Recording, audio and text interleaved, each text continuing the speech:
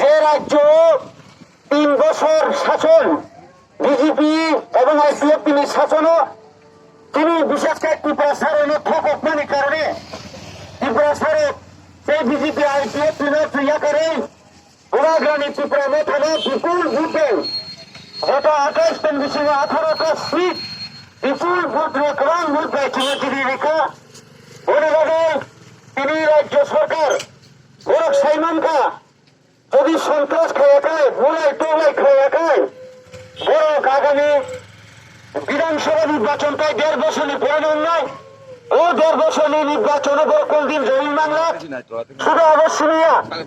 গোরখ তাবক ত্রিপুরা রাজ্য এমন ঘটনা খালি নাই তবু তিনি সাধারণ বড় না যেখানে আইন তবু জেলা পরিষদ আইন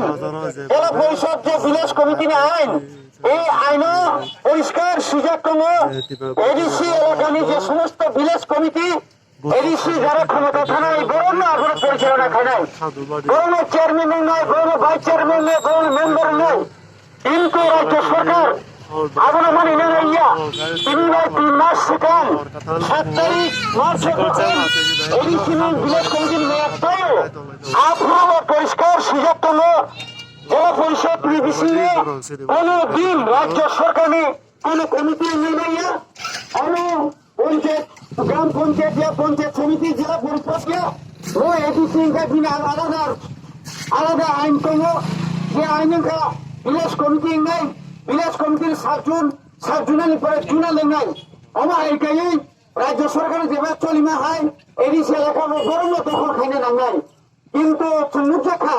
ক্ষমতা হারি মারি পরে মোট 2-3 বছর যেভাবে দুর্নীতি খাইছা তাও এডিসি এলাকাও প্রায় 50 কোটি রাং একটা বছরের উপর দুর্নীতি খাইছা এই দুর্নীতি যখন রমজাক নাই এই দুর্নীতি যখন ম্যানজাক নাই আপনার জনগণ তেমন সাইমান নাই এবং 10 বছর চিনি তাবক কোপ মুখা 10 বছর কামপন এবং এডিসিও যারা চালক নাই যে চালক নাই এই 1 বছর এই যে বিজেপি আইপিএফ সরকার